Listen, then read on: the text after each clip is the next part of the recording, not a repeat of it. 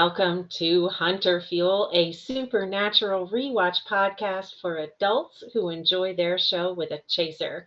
I'm Liz. And I'm Lynn. Thanks so much for joining us for season 1, episode lucky number 13, Route 666.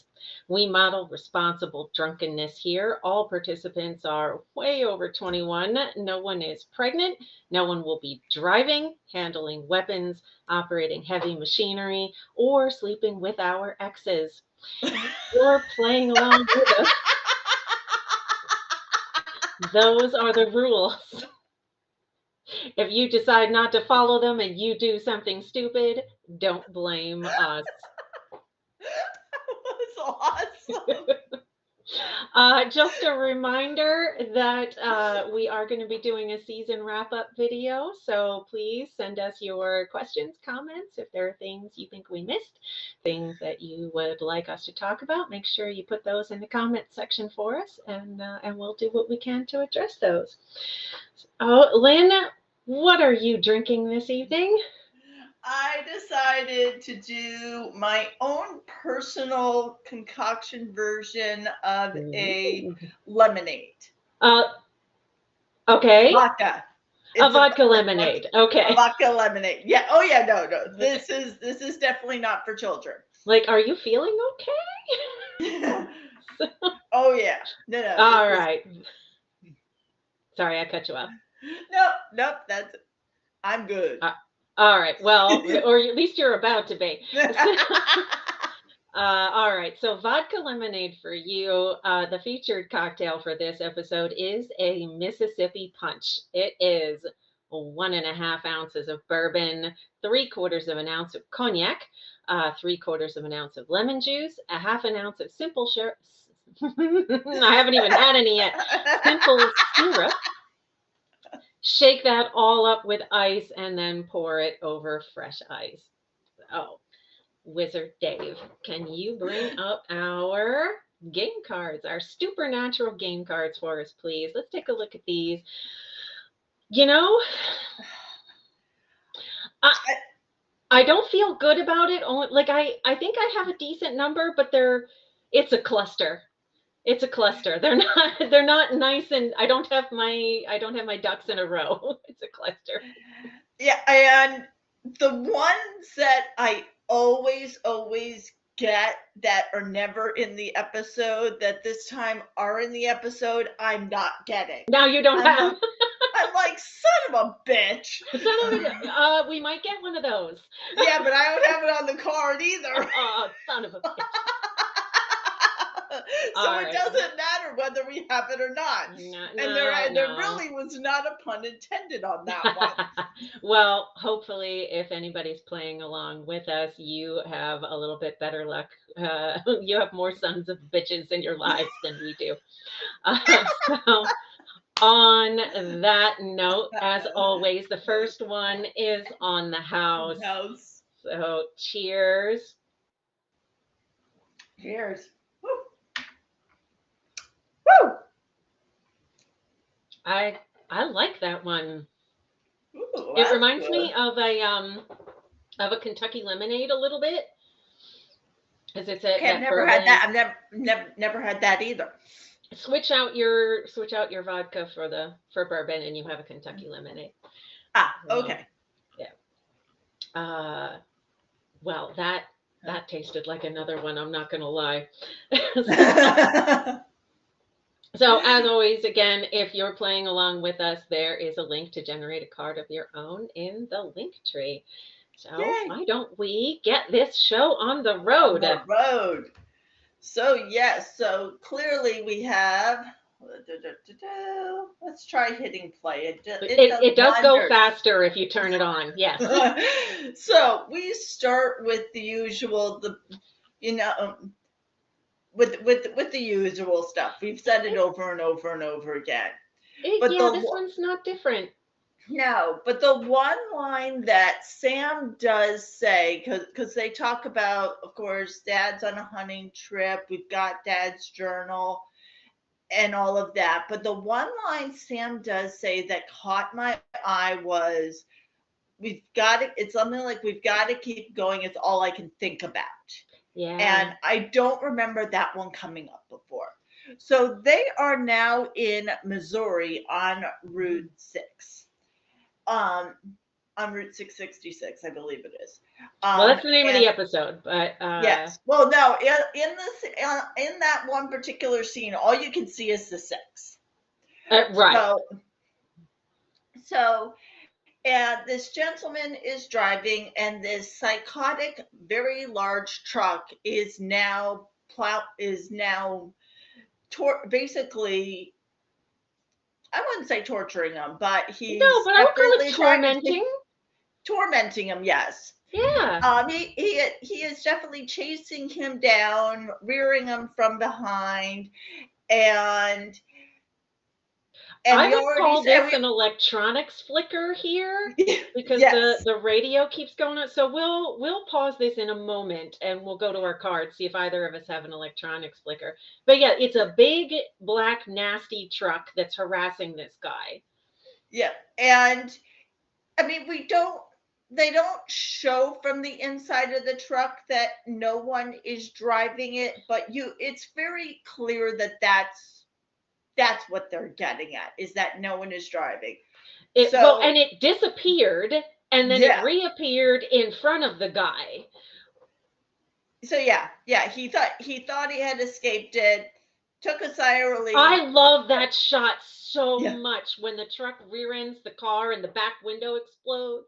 We've got my goodness, this is a great flip here. Yep, absolutely. And then you see the massive truck coming up. And this kind of not that I ever saw the movie because I wouldn't be able to sit through it, but Carrie. That horror movie Carrie, where it's like vroom, vroom, vroom. Like I think you're thinking Christine. Christine, thank you. Yep. Yes, Christine. I paused it. So yeah, the haunted car, Christine. Yeah, and that's, I think you're absolutely right. That's what they're going for. And then as the truck backs away, it disappears.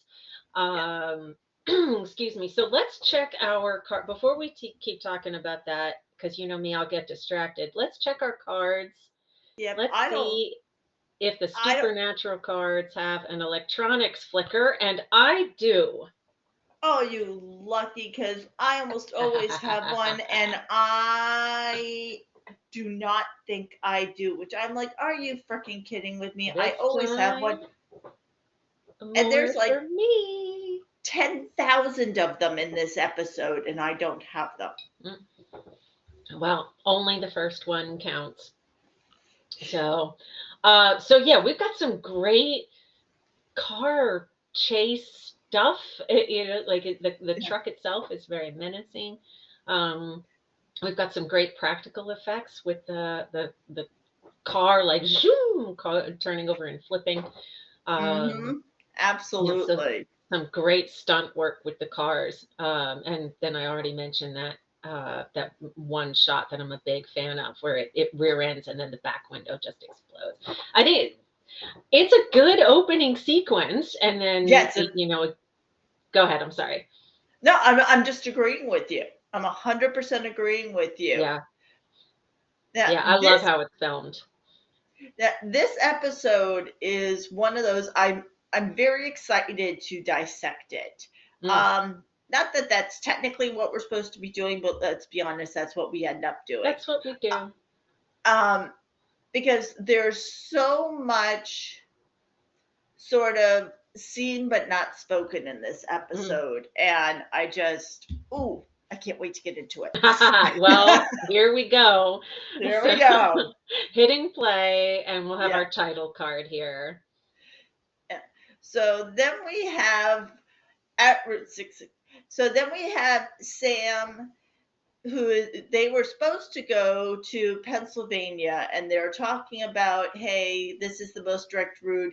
And Dean gets a call from a quote unquote old friend. Old friend. Yeah, and insists they are now going to Missouri. And Sam is like, what the hell are you talking about? And he's like, just get in the car. We are leaving. She would never have called. Just get in the car. Yeah. So the And song we're hearing here is Walk Away by the James Gang, which you're not going to hear if you're listening to it or watching the show on Netflix.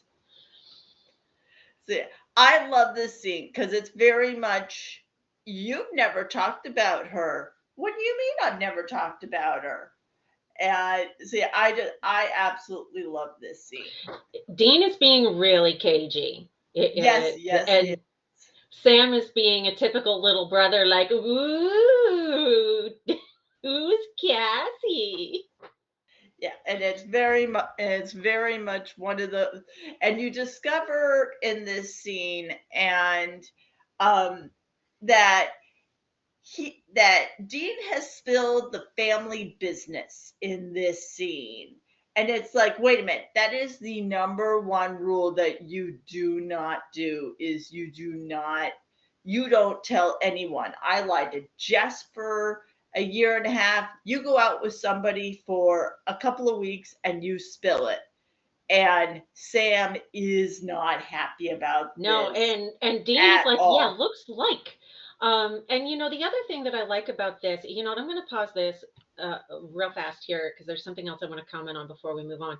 But this reminds me a lot of Skin, except things are reversed, where now Dean has gotten a call from an old friend Yes. who wants his help, and Sam is saying, "Hey, this is a regular car wreck instead of a homicide.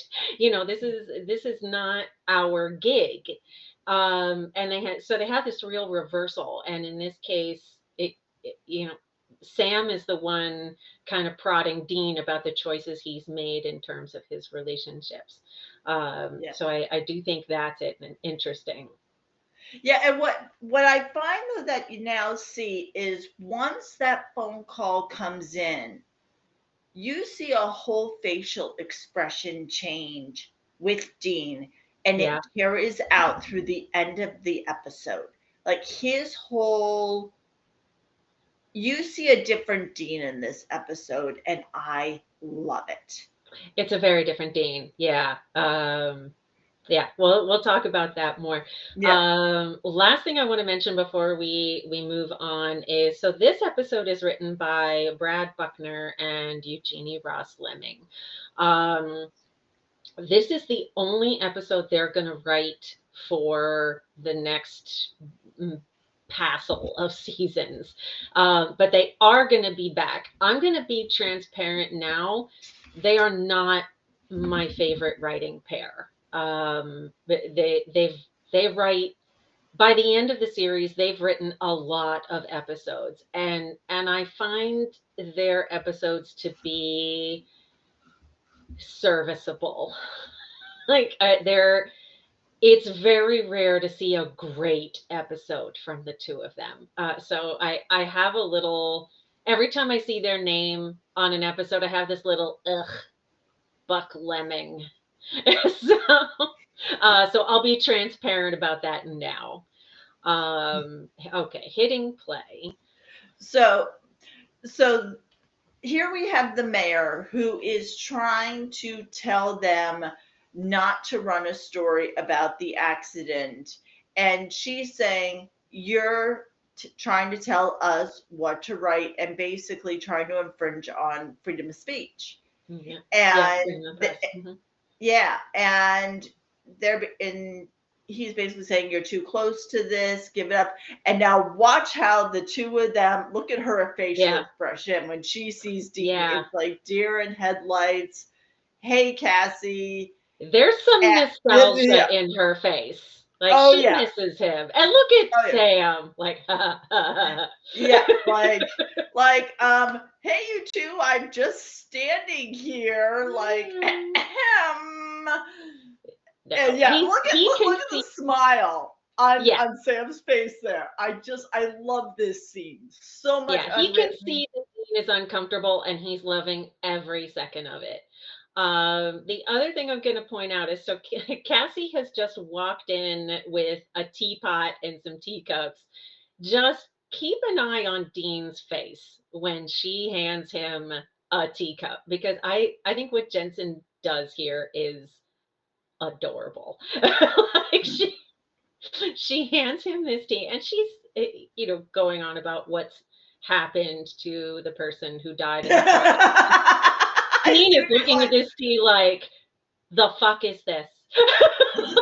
And he's like, like, thanks for making me this pot of hot brown water. I am not interested. That is freaking funny. But yeah, so they keep talking about, and of course, Sam is then drinking the tea. Sam doesn't mind tea. No, no. And they keep talking about the one set of tracks Mhm. and how it's and how there's the dent in the car and the details of the accident is basically what they're saying. And it's like, and she's like, I was a little skeptical about this ghost stuff beforehand. And of course, Dean goes, a little, which Yeah. I love. If I remember, you said I was nuts. So clearly the conversation about the family business did not go well back in the day with Cassie. No, no, it did not. And now, here, I'm going to pause this for a second Okay. because the mother who has just walked in and it Hmm. introduces them as their friends from college is, if you have basically ever, which I know you have not, Liz, watched daytime television, especially on ABC, you will recognize this woman. This is Catherine. It's probably pronounced Noon or Known. She has been. I recognize her from All My Children. Yeah. Yeah. Um, I did see on IMDb that she'd been in on All My Children for an eternity. yeah, and And I here believe she she was. is. Yep, yeah, but she was also on, I believe, One Life to Live, Okay. and she was also on. She was on a couple of them. So yeah, so Okay. if you have ever watched daytime, you will recognize You're gonna this recognize woman. it. Yeah, Okay. yeah, very, very Hi. well known to daytime. Nice to meet you. So pressing play. So she gets introduced as, this is the college friend from college and the brother, and she's obviously very distraught, or at least I don't even know if it's like, she just seems distracted. It's not Hmm. like just lost the husband distraught. It seems just more like something is bothering her and distracted to me. She's being a little shady. I Yes. agree. So now now we're back at the car. I have to say, I know usually we wait till the very end to discuss our least favorite things. I think this scene is a complete waste of time. I don't see Mm. the point of it. Because it's like, I keep waiting for him to like wake up and turn into a zombie. Because I'm like, Oh, okay, we're back at the car. well, He's this is a still, different accident. This is because remember the other car ended with it upside down, and this one's still on its wheels. And of course, I'm looking at this like, man, that engine's got a lot of torque. So, and I'm but like, again, the truck backs up and disappears. So this is crash number two that this truck has caused. so yeah, so I'm like, so so then that's not the father then, because I honestly thought that was the father. No, this is Jimmy. So this is crash number two, Oh, okay.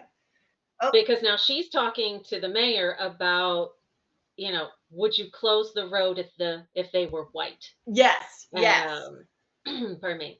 So this person who's been killed is the gentleman she was talking to at the newspaper office when yes, Sam and Dean walked in. yes, Right. yeah. So the first victim was, I believe, no, it wasn't her father. It was the other guy. Dead guy number 1, and now this is dead guy number 2. So yeah, but then he says, ask your mother, she would be able to tell you I'm definitely not racist. Right. So it's like, So now we have the guys getting dressed up in a suit, which I'm like, oh, I know you like the suits. I could look at this all day long. I'm going to interrupt you really briefly. There is a clock here, and and of course they're not showing it just now, but there's a clock with like a lot of points, like almost like a sun ray kind of clock. We're going to see that clock a ton. There it is next to the mirror. Yeah. You see this all the time. Now here's the other thing. I believe that was their motel room. So I'm going to pause this here. Let's take a look at our cards and see if either one of us have a quirky motel room. And I do. I do too. All right. Lynn's got one on the board. All right, hold on. A messy board. Cheers. Cheers. All right, so I have 3, you have 2, correct? Mm-hmm. All right, keep up. Hey, in my opinion, I'm about to get one more. If you ask me. Okay, real quick before we hit play. Yep. So one thing I did notice too about this episode is, to me, I see that the tone of it, meaning like the color palette of the episode, is noticeably less shadowy than we see even on Scarecrow. Like they've brightened this up quite a bit. I don't know if it's because the truck is black and it just wasn't showing up. But then Baby's been black this whole time too. So I know that they were getting notes from the studio and the network that it was too dark. So I think maybe a combination of things was inspiring them to brighten it up. But there's a noticeable difference between this episode and even the one immediately before it. So yeah, Liz, I hadn't even thought about it, but I definitely agree with you, because usually I'm the first one to comment about the grayness, and like, because usually those are my favorite camera shots. Yeah. But I don't know if and I'll explain why a little bit later, because I don't want to spoil anything, but I don't know if I agree with the reasoning that they took it as a network note, and I'll explain my reasoning for that a little bit later, so I'm not spoiling anything. All right. Spoiling anything. Wow, I could speak English tonight, I swear. English are our first language. Well, I don't know. I think sarcasm is my first language. Fair enough. Fair enough. I am a native-born sarcasm speaker. All right, let's get back to all this. So yes, the boys are in their Fed suits. Yep, and they are at the live crab. I'm going to call that a crab shack, because that's kind of what it looks like. I would call it a crab shack. And they are heading up to talk to a couple of gentlemen, and they are claiming they are from an insurance agency trying to get everything straightened out with the father's estate and all of that. And suddenly he goes, and what company are you with? Now, I would like to would you call that using a fake ID? Oh, that is a great question. Because go ahead. No, go ahead. I would lean towards no, because it's not a badge. It doesn't identify them.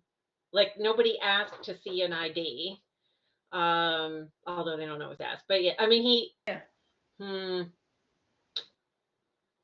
I'm leaning towards no, but if you feel strongly, we can always ask Dave to be a tiebreaker? Obviously, it's not a make. I know that usually we wait for them to pull out an actual A badge. badge. Right. So I have so few things on my bingo card. I was going to try and stretch out. So I was like, all right, that's close enough to a fake ID that it's like, all right, they are pretending to be someone else. They are. They So, are. but no, but you are correct. There is no actual badge. It's not.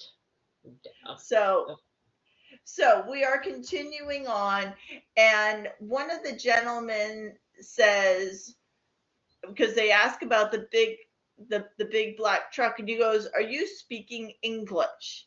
And it's like, don't have to be nasty about it. Like that line kind of irritated me. And it's of course an African American gentleman and a Caucasian gentleman. And the African American gentleman says, well, yes, there is a story about a big black truck. Wow, that's a tongue twister. And I've only had like two small shots. But it goes back to the 1960s when not everybody in this town looked upon everybody so friendly. And you can see the look between the two gentlemen, even though they are sharing a meal together, and there's a great deal of tension between them. Yeah. So that's when they start talking about, could this be like a Flying Dutchman, but in a truck format? Right. So basically a ghost basically taking over a truck and doing some unfinished business. Yeah. And I mean, we've seen ghost possession before, like in the pilot, Constance Welch took over babies. So we've seen ghosts take over objects before. But in this case, the truck itself is the spirit, that it appears, it disappears. So it's not a case of ghost possession. It's that the truck itself is the ghost, which is something a little different. Yeah. So which is a very interesting phenomena. A little different. So and then once we get done with that, we find out just how close Dean and Cassie were. We find out that Dean was actually in love with this woman, and that the way it ended was that she actually dumped him. Yeah. And the way that Sam figures this whole thing out, and it is by sort of him prodding Dean evading, and suddenly goes, wait a second, she dumped you. And he just is like, get in the car. I love that scene. I did. You know what? It's good, and it just FYI for anybody watching this, we have paused this here with the two brothers just before Dean gets back in the car. Dean has been cagey this whole time, and Sam keeps prodding. So we do have this thing where in the car on the way here, first of all, Dean drops everything because she calls. And then Sam is even saying, like, wait, so you dated this chick for a couple of weeks and you told her? And so, yeah, we get this thing. Now, keep in mind, this was several years ago. Dean was young. And yeah, that there was a genuine relationship between him and Cassie. I mean, and he doesn't go into this kind of detail, I don't think, but it seems like, he wanted her to know what he was up to, that, he wasn't just ditching her. Right. Yep. 100%. But the reality is, this is crazy talk. Like, I don't personally blame Cassie for saying, like, this is nuts, I'm out. Which Until actually we get into later on. yeah, that I don't think that this was an unreasonable reaction from Cassie, uh, because okay, ghosts aren't real. Come on. No, But yeah, the Sam keeps poking the bear here. yeah, but I think though it's a genuine moment between him of like, wait a minute, you actually fell in love with this You woman, and I care think about this woman. to me, I don't know if we can call it a heartfelt bro moment, but to me, Mm, it's like he's really trying to find out like how like he's finding out about a moment in his brother's life he didn't know about and is like having like a holy crap moment, like wow, this goes a lot deeper and things are yeah. starting to make sense. Well, because the entirety of the time that Sam has known Dean, their whole lives, except for the time that Sam was in college, uh, Dean is a love him and leave him kind Yeah, of guy. he's a player. He's a player. Now he tends to, not always, but he tends to confine his interest to women who are interested in the same thing that he is. So this is a side of his brother that Sam has not seen. So so yeah, I love this exchange. I Yeah, absolutely love it. yeah, So and he said and Dean goes, look, I got close. It was stupid. Look how this ended. yeah. And and it's like, all right, I'm gonna hit play here. Okay, And it's like, just get in the car. okay. So and he Yeah, I love I love this blink or something. yeah. This stupid Just little grin here, and we've got Sam's little dimples. I love it. I just absolutely love it. He's like, "Oh wow." I just there's just something about this scene. I love it. Yeah. It's a great moment between the brother, and you can see that Sam is kind of dumbfounded. Like, Yeah. holy crap! Like, this is an actual woman that my brother actually cared about. So now we are at Cassie's house and it is Yeah, Justine and her. Justine. Gee, I wonder So how this is gonna go. so so she's just working on paperwork. They just get talking about things of her trying to write out the memorial and him just basically trying to find small talk Mhm. and her talking about the fact that he was the first black reporter and then became editor and how bas- just basically how he taught her everything. Mhm. And then it's okay, where's your brother? Not here. Just trying to find a connection between the three victims. And then they very quickly get I love into, this shot. Go ahead. yeah. So they I, very quickly go ahead. I'm sorry. I'm gonna back this up. I've paused it here quickly. Finish your thought. I am sorry. I'm interrupting. Now, I was going to say they very quickly get into why they both, in their minds, can believe that things went south between them. And you realize that they perceived that they were not both on the same page. I don't know that I totally agree with that. Well, no, I do. I agree with you. I do. It's one of those things where which happens. That so I do just want to say I've paused it here. I love this shot of with the two of them against the post, and you can see how far apart they are. And as the scene progresses, they physically move towards each other. So I have my problems with this scene, which I'll talk more about in a bit. But I do. kind of blocking wise, I do think this is an attractive shot here. And Hmm. I think it's to me, what I hear when I see this scene is two people who are making assumptions about what the other person is thinking.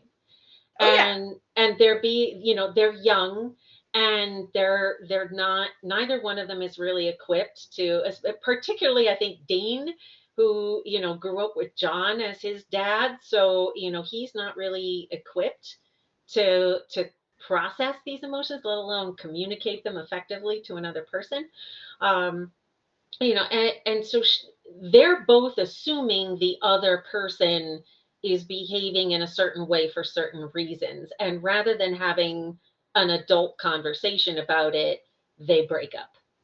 um, Yeah. I think that's something a lot of folks can identify with being in Oh, that of course. situation. Oh, of course. So yeah, no, so I mean, I could explain this scene word for word, but I'm clearly not going to do Yeah, that. I don't think that we need to repeat all the dialogue, No. but yeah, they're clearly trying to work through this Yeah. and having a fight they didn't have several years before. Yeah. Now I love how they go back and forth about like you shut down, about like how she says you always shut down and try to keep it strictly business, and how like he always goes for the sarcasm Mhm. and all of that, and how he then comes back of no, the one time I was real with you, you slammed the door in my face. Like I Yeah. love how he's like, no, I actually did, you just didn't buy what I was saying. And she's like, I didn't believe you. It's like, well, that's your fault. Right. So go ahead.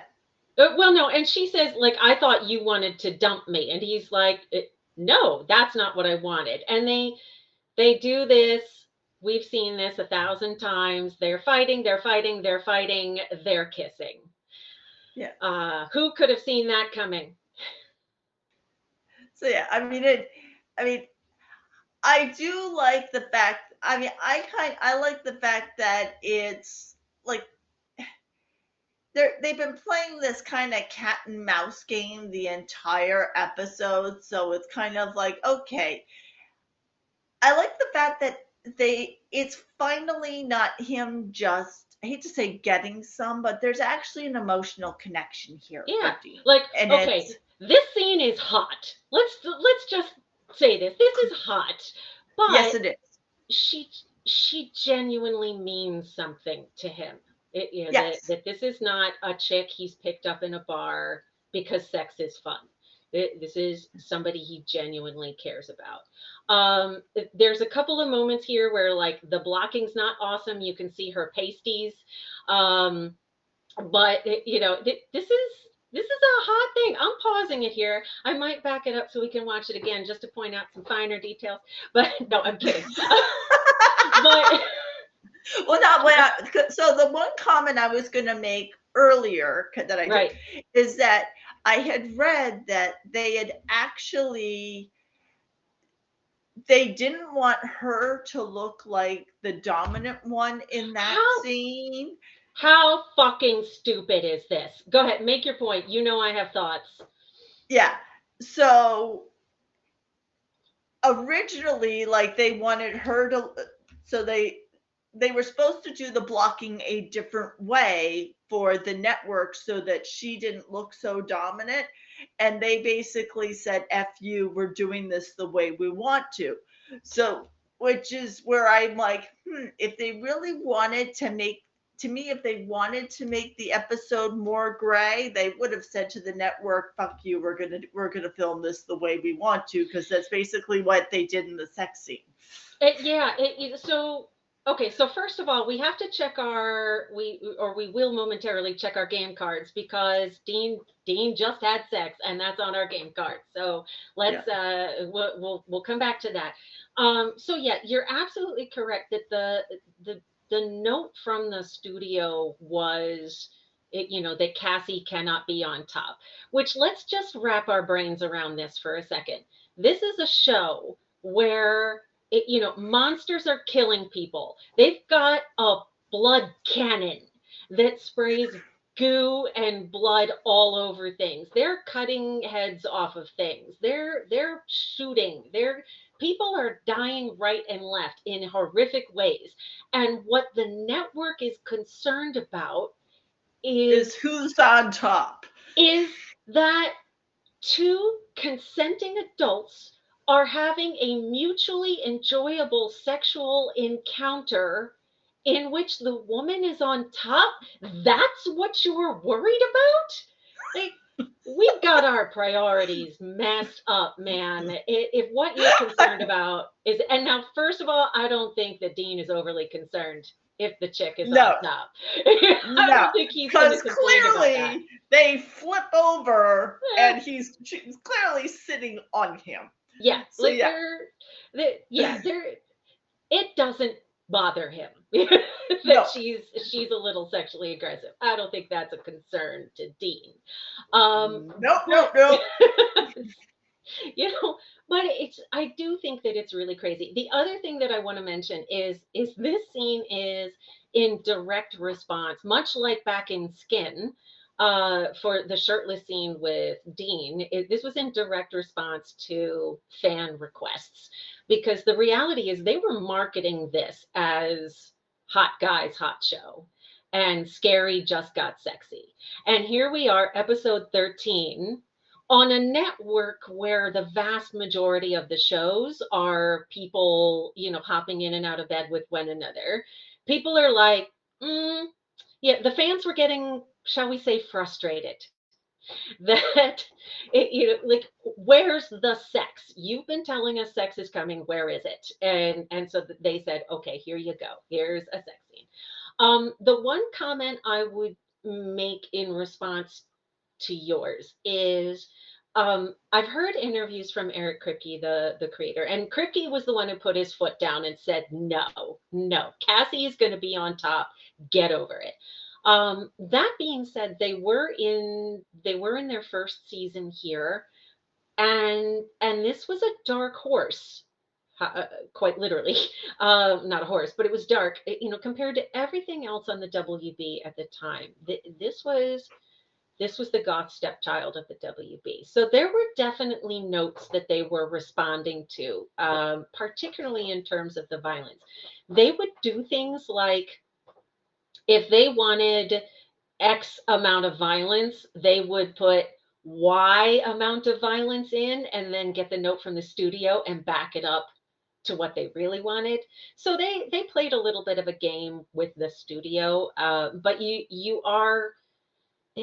I'm saying part of this because, I've seen the whole show all the way through, and this is something that they did respond to in terms of making the color palette of the show a little brighter.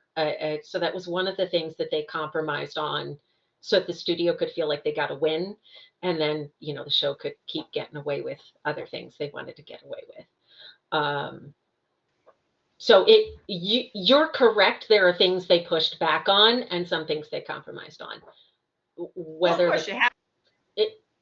You have to. You're not wrong. So whether this is one of those things for this episode, I don't have that kind of detail in my notes. I'm taking a quick peek to see. Oh, we need to check our bingo cards. Check our Stupornatural cards. I do have Sam or Dean have sex. Oh, cheers! Cassie cheers. And Dean got some. And I don't. I do. And the other thing I'm going to mention is that the song that plays there is from Bad Company. It's called She Brings Me Love. It's another song you would not have heard. All right. Yeah. We ready to... Do we want to watch them have sex again, or are we ready to move on? That I will leave that up to you, dear sister. I own the Blu-rays. I can watch it whenever I like. Let's move on. Yeah.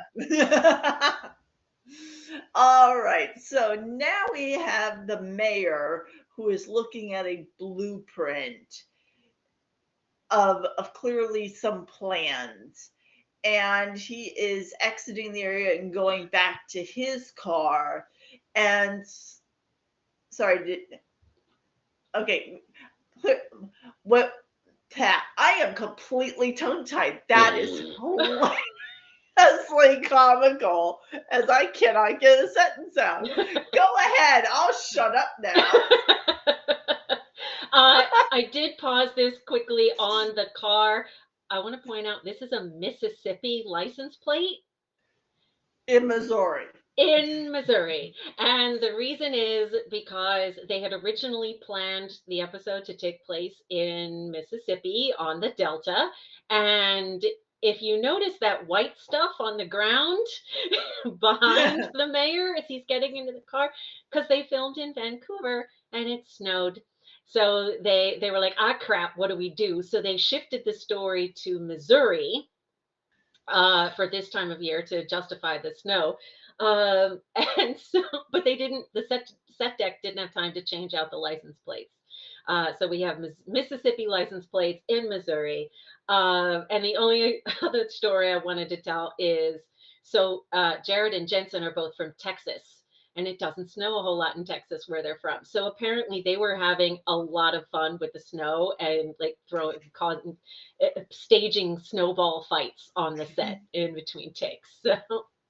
So they were the snow changed things for them with the filming. And of course oops, sorry, I'm bumping into things over here. There I go again. I'm sorry if you can hear that, folks. I'm just gonna sit on my hand here and not touch anything else. Oh, God. We are a hot mess today. Holy moly. Yes, I was just thinking that too. I'm like, Dumpster oh, dear fire. God. Welcome to the dumpster fire, folks. This is precisely the kind of high caliber entertainment that you tune in to us to see. So, let's just keep going.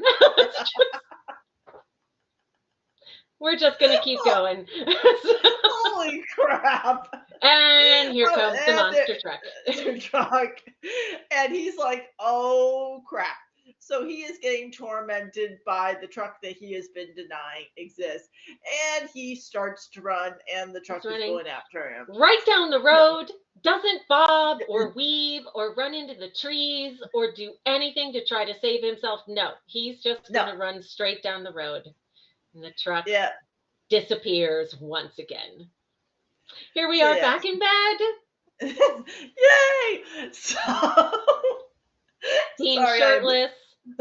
Hey, I will never complain about that. No complaints here. Is it gratuitous? Yes. Am I complaining? No. Well, is it really gratuitous? I mean, they did just have sex. No, the shirtlessness is not gratuitous. The whole scene, in my opinion, is gratuitous. Again, not complaining. But yeah, I'm going to talk more about that a little later. But yeah, here they are. They're in bed. So she explains that when he told her the story, that she basically thought he was nuts. And it's like, yeah, no, you were actually the first one I was honest with. Which if we go back to Wendigo, he told that lady, when he said, me and my brother were here, we're looking for our dad. And he's like, that's the most honest I've been with a woman ever. That's not entirely true. Really? Because we learn here that he's been more honest with another woman, but clearly he was honest with Cassie and it bit him in the ass. And so he's ever since then he's been hesitant to be truthful, with women and probably earlier. Well, I mean, I kind of got the opinion that after Cassie, he kind of shut down. Like, he was like, you know what? Screw this. Love sucks. Like. You can't ever really be honest with a woman because she's not going to believe you and she's going to drop you. Yeah. So, Yeah, so it's like, all right, we're just going to keep this casual. Never mhm. mind. So Sam is clearly now on the phone and has told Dean something extremely shocking, and they find out that the mayor has been killed. Now, there's a line in here that I find that doesn't make sense to me, Okay. which we haven't gotten to yet. Oh, okay. Yeah, I've paused it because, okay, I debated you earlier about whether the piece of paper in his pocket was a fake ID, but we just saw Sam show them a fake ID and put that back in his pocket. So we do have a fake ID in this episode. Let's see if Yay! either one of us have that on our Because Supernatural I theme do. cards. One of the few things I've got. We'll get you one. I am not seeing it on mine. So that one is all you. Woo! Maybe I'll start to make sense after that. On it. Yeah, alcohol always has you, we always make more sense. That always helps us speak better when we've had alcohol. Okay. I can't sound much worse. So.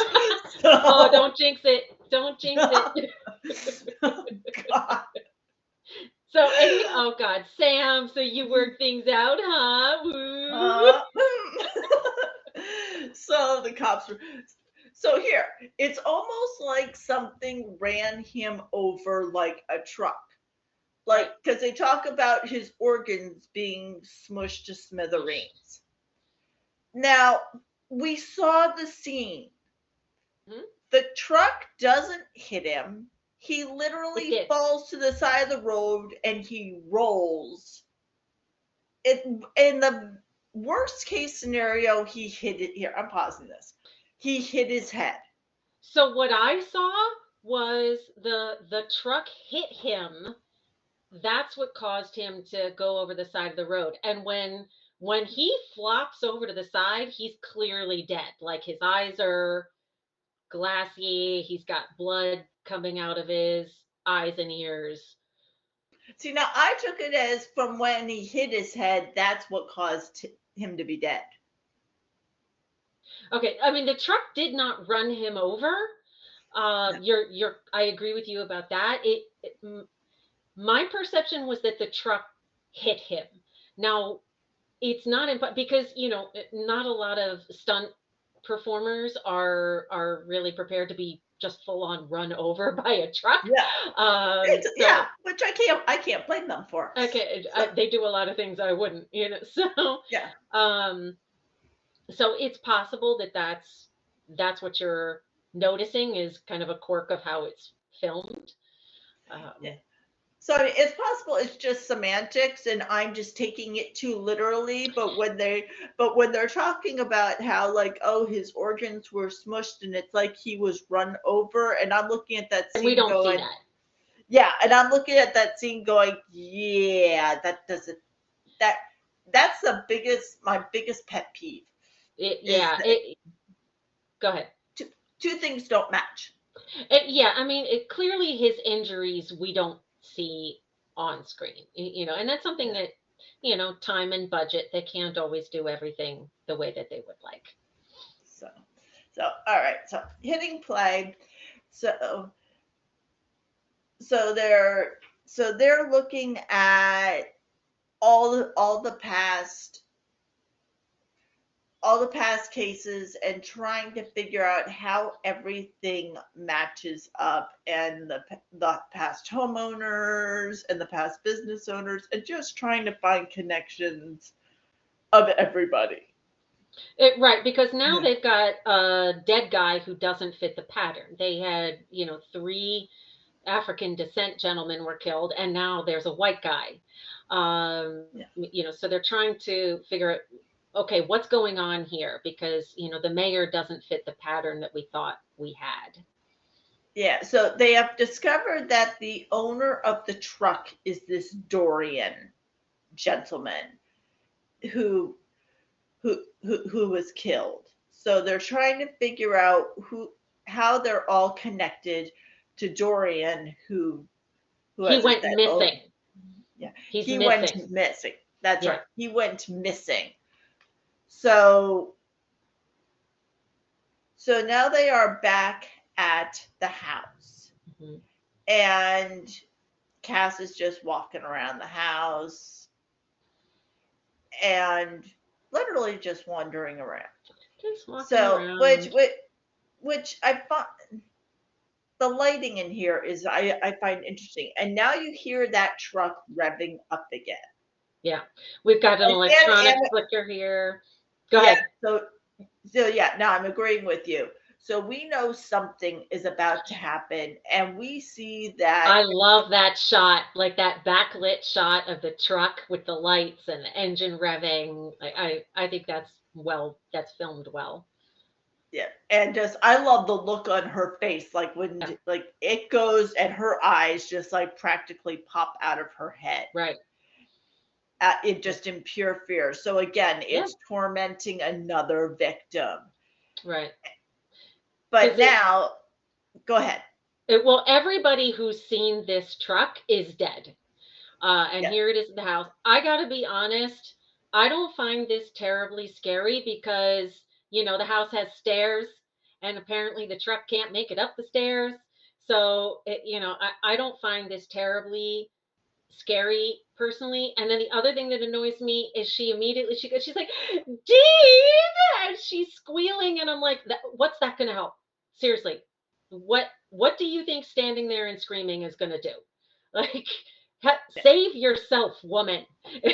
Like, it just, I always get annoyed when I see a chick just standing and screaming. Like, come on, use your noodle. Like, use your brain. Think up. Anyway, I'm gonna let that go. It annoys me. So this is when we discover that Mrs. Robinson, the mother, knows a lot more than she's letting on. Mm-hmm. A lot. Yeah. And first she tries just saying, oh, he was stressed out, nothing more. And Dean is not buying it. He's saying like your daughter's life is at stake here. You know more than you're saying. Time to protect your child here. So she starts explaining the story of how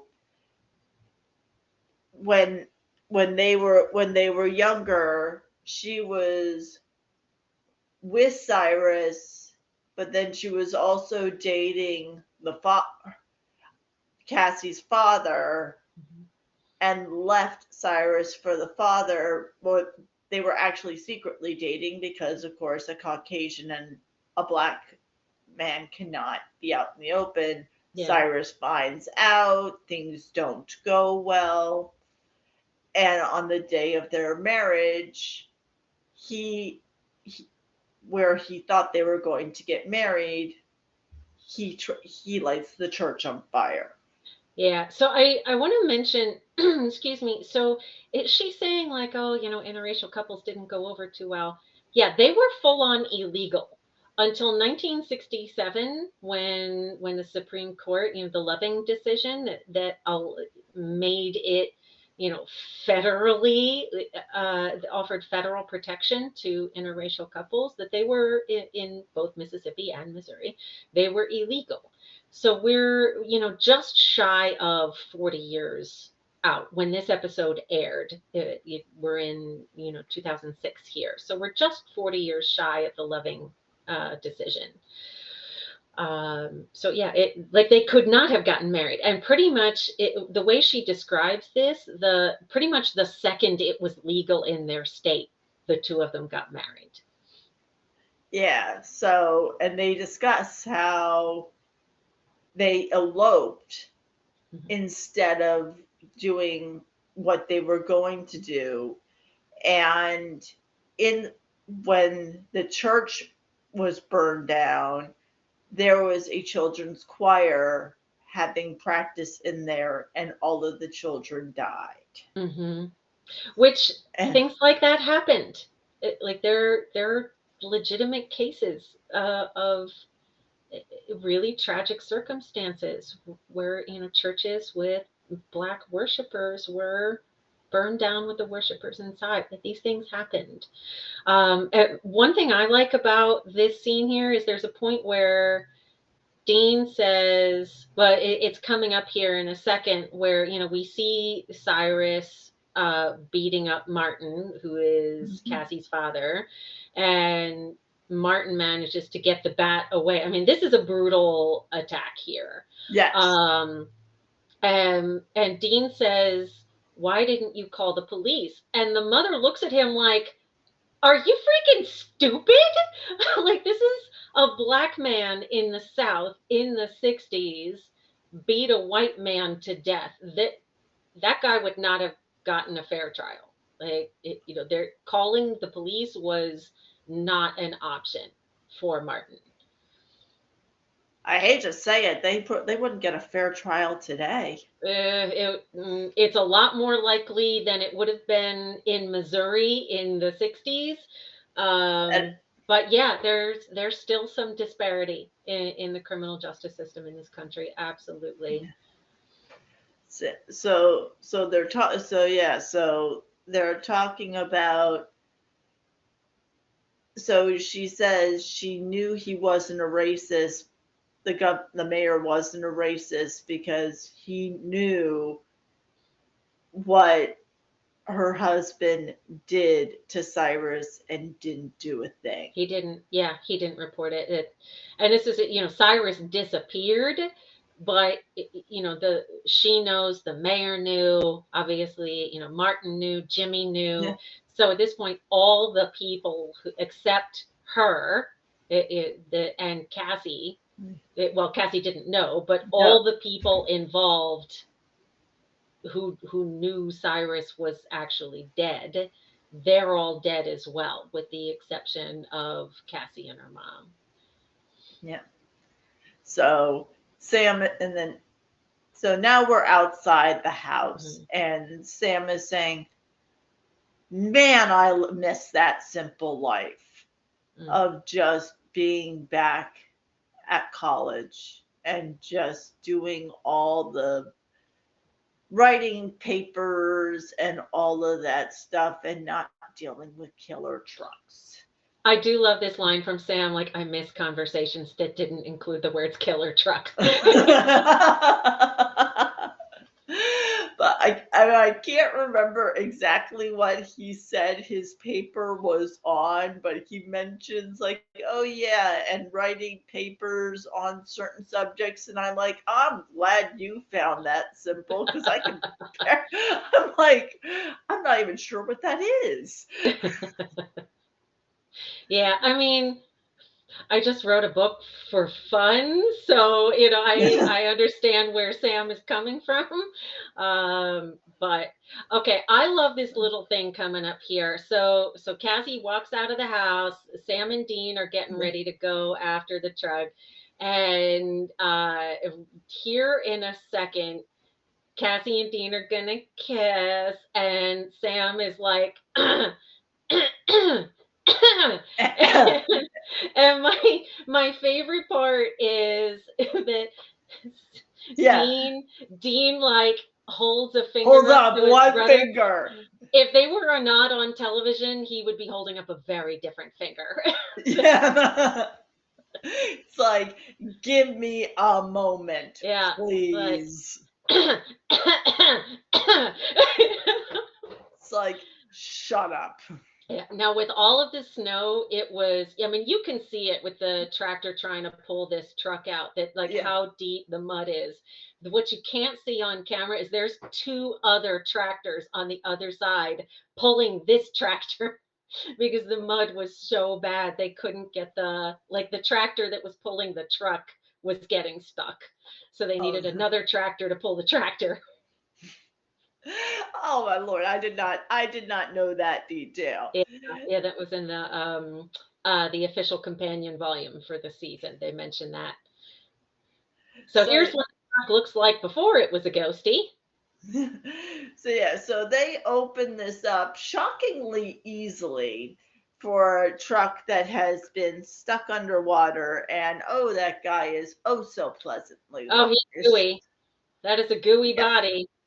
Yes, it is. So they do the wonderful dump gasoline and dump salt all over the body, which we'll have Salt to and check out. burn. Yeah, we'll have to check our bingo cards in a We second and will. see if anyone's got to burn the body. And then you see the truck, and it's like, wait a second. Why is the truck still here when the body has been burned? And they suddenly realize that burning the body was not enough. That part that clearly there is something still in that truck that is attached. So go ahead.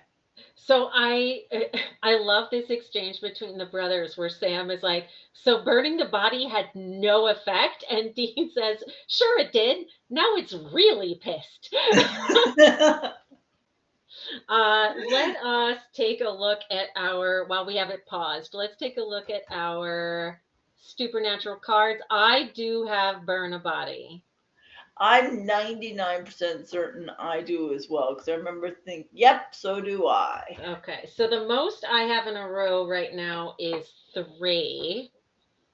And I'm taking a look here. I don't think I'm going to get more than 3 in a row here. Cheers. Cheers. I know I have one more. I think I have another, at least 1, possibly 2, but it's not gonna get me 5 in a row. Oh no, I'm not getting 5 in a row by any stretch of the imagination. Yeah. But I'll get 3. Yeah, I think that's the most I'm going to have as well. So yeah, I'll get 3. I don't know if I'm gonna get another one. All right. I love this car chase here. We've got. Yeah. Oh yeah. Oh, 100%. And what I love about this with the fog, it's gorgeous. Is like he's scrambling, going through the journal, like, okay, gotta find something. And Dean's like, can we hurry this the hell up? Like, I've got this massive truck chasing me, and you're like trying to come up with a plan now. It's like, all right, let's figure this out and quickly. And then I'll explain the other part of why I love this in a minute, but. And then all of a sudden, it's like, all right, I need to know precisely where you are and now. And all of a sudden, it's like, all right, turn right, turn left. It's like, holy crap. It's like, thank God whoever drove the Impala during this, I don't know whether he's actually driving it or not, but whoever drove it, man, is he a good stunt driver. Yeah, now we do have a son of a bitch here, which we're going to come back for in a moment. Pardon me. But yeah, this is great. I love this. This scene here where the truck goes by and baby swings around and goes past. That is beautiful. The tires don't squeal because they're on gravel. But it's a beautiful shot. I love that so much. Yeah. And so then he says, go exactly 7/10 of a mile to a T, 7/10. So he's like watching that, and then he's like, just let the thing come to you. Yeah. So this is a game of chicken in which Dean is stationary. And so Dean can't flinch because he's in park. He can't move. And so Sam is essentially using Dean as bait. This happens. Go ahead. And my favorite line is coming up in just a second here. This is all shot really well with this truck coming at him, Yep. and there's not a thing Dean can do about it. I know, he's like, come on, come on, come on, come on. And then the smoke going over, and so awesome. This is great. And you know, this is something I'll admit, I ended up watching this kind of on, you know, slow, like one frame at a time, because the special effects they're good. They're for the time period, they're good, but they happen really quickly. And there's this just instant right before the truck hits, you see the headlights through like a bars on a like a wrought iron gate, and it casts a shadow, and then you can see the truck hit something. The front end crumples up and it comes apart, and you see these pieces of the truck flying past Dean. So essentially what Sam has done is use Dean as bait to get the ghost truck to crash into a ghost church. Yep. And you see the truck hit something solid, quote unquote solid, before it hits the Impala. And then it just, like you said, the smoke just dissipates over the Impala. I think that is a great effect, what they did. It, well done. Well done. Yep. Oh, 100%. 100%. So, well, should we check our game cards to see which one of us has a son of a bitch? We might as well, since we have it paused. Since we have it paused. Because I don't think I do. I do. More for me. Cheers. Cheers. Mm-hmm. Oh, that one is good. I was gonna say, if someone could just say awesome or seriously, I'd be in good shape. But not this time. Not this one. Okay. So, ghost truck has crashed. And I love how just you see the smoke go out from underneath, baby. Yeah. I love that. And then we can see these sort of ruins on either side of the road here, where Dean's sitting there. Mm-hmm. And then you discover that Sam was not 100% positive it was gonna work. Right. And I love that. Sometimes, maybe. What do you mean, baby? Maybe. What if you were wrong? That hadn't occurred to me. It's like I love that. It's like, seriously, it hadn't occurred to me.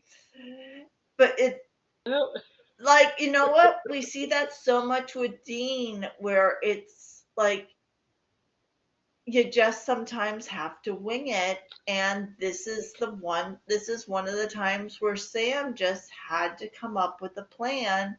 Yeah. And go for it. And I mean, a lot of the times we see Dean just like, you just got to trust me on this one. I don't have time to give you all the details. This is what we're doing. Yeah. Yep. Now the tables are turned. And Dean didn't really like that. Yeah. So now, had that not worked, Dean would be dead. So, like, the stakes are pretty high for Dean here if Sam had been wrong, in fairness to Dean. I do love this conversation, though, between Dean and Cassie. So Dean and Sam are getting ready to roll out of town. Yep. And Dean is like, I will see you again. And Cassie is like, let's be realistic. You're not coming back. Most likely not. And Dean goes, I've seen stranger things happen. We've got a spit string here as they're kissing. You could cut that with scissors. So Dean is Dean is like, I'm not saying goodbye because I will see you again. He's pretty insistent. He's Yep, gonna he's gonna make it back. yep. Uh, I, and is second it? tier, and there goes. Car is moving off with Sam behind the Yeah. wheel. So let's take a look at our Supernatural cards here. And I have, I have that one. all right, we both have Sam drives baby. Yeah, but that was one of the few I knew I had. Mm. So cheers. Cheers, cheers. All right. We're in at last minute here. We're hitting play. So here's Play. Cassie by herself. Boys drive off. Yeah. And Sam just goes, I like her. And Dean's like, yeah. And and this is one that I love when Sam goes, when you meet someone like her, do you really wonder, is what we do worth it? Mm-hmm. And just look at the little smile on Dean's face. Smile. And he doesn't answer. He does not answer Sam here. It's like, just puts his sunglasses on, says, wake me up when it's my time to drive.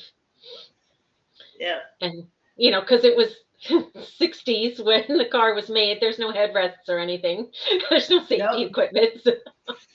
And Nope. that is it. That is our episode. Yay! Yeah. All right. So, one thing you loved, one thing you hated. I loved the different Dean that we saw today. The Mhm. serious Dean. Because we always see the cocky Dean and we see a completely different Dean. Yeah. I love that. The one thing that I didn't like is I don't think, clearly because I didn't even realize it was two different scenes, I didn't think they explained was it the second death? Jimmy. Well, Yeah. yeah, like they give it like what, maybe 5 seconds? He's just dead. Yeah. Yeah, like there's no nothing. It's like, as I said, I thought it was showing the father again, and I Right. watched it multiple times. Mm-hmm. Mm-hmm. So yeah, I don't like the way that was handled. Right. And that's fair, I think. And I know, again, having read what Eric Kripke had to say about this episode, I know that they wanted it to be a lot more car chase heavy. And I'm struggling to remember. There's an older film. I want to say Kurt Russell is in it, and it's just escaping me what the name of the film is, but um, it's essentially a guy gets chased by a big scary truck, and you never see the driver, Yeah. and that's the entirety of the film, and that was kind of what was in their minds when they were working on this episode. But just because of time constraints and budgetary constraints, they couldn't really do it the way that they wanted to. So you're not wrong. They knew it too, and they just, they ran out of money and time to be able to pull it off. For me personally, and you know me, I will walk away from a rom-com any day of the week, but you give me car chases, I am in. So I really love all of the car chases, what they could afford to do in the episode, especially the ones, coming through the marsh with the fog, the way the fog like breaks over the top Mhm. of the cars. I think that's all gorgeous. We already talked about, the stunts where, the car goes off the ramp and flips. Um, I love all the stuff with the cars. I think that is all great. I don't think it's the strongest episode in terms of scare factor, which we talked about, like I said, there are kind of holes in it that, as you pointed out. The thing that it just annoys me, is, again, I'm not complaining. I am very happy to see either of these two guys shirtless as often as they are willing to be so, but it just feels, it's such a cliche. Like if they had done anything else to get the two of them into bed together, other than, that cliched, we're shouting, we're kissing, like, it's so overdone, and it annoys me that it's, that if they had done it any other way, I would have preferred it over how they did get the two of them in bed together. So again, it's, I'm not complaining that they're in bed together, but I wish they had gone about it differently. I don't entirely disagree with you. I'm just wondering again if it was a time constraint, because the conversation had to be had. You're not wrong. And the chemistry between them was undeniable. There's good chemistry there. Yeah. Both actors did a really good job with that. There's good chemistry. So it's like they played it up to that, in my opinion, very well. Now, the fact that it had to coincide with that argument, yes, made it cliche. Cliched. But to me, in my opinion, if that, I hate to say, explosion of emotion or just that passion hadn't happened, for me, it would have been disappointing. It's like, come on, you've been building up to it the entire freaking episode. Come on, it's got to happen. And I mean, they deliberately wrote it that way. And in fairness,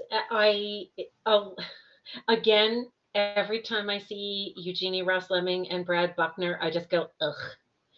So I wonder, I just feel like if you had put this episode into the hands of Sarah Gamble, Rael Tucker, somebody else that they had in their writer's room at this point, that I think it could have been a stronger episode in hands I trust more. So that's it. That's what I hated. Okay, let's. On that note, we have talked about our cards here super quickly. So, okay, it sounds like for both of us, the most we have in a row is 3. Yeah. So I have 3, 4, 6. I have 7 total. How many do you have? 5. 5. Okay, so I have lost by the least. Still no 5 in a row for either of us. Go ahead.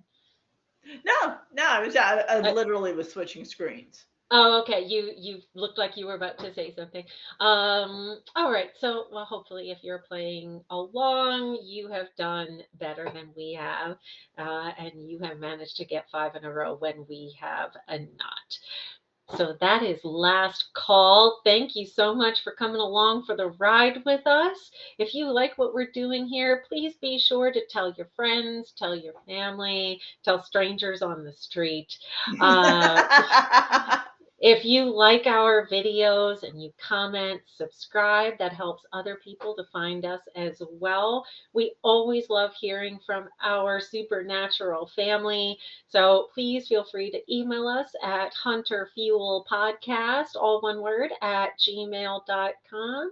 You can also find us on Facebook and Instagram at Hunter Fuel Podcast, which, if you've been watching the video, you've been seeing that pop up. That is something new that Wizard Dave has brewed up in his cauldron, and I think that's fabulous.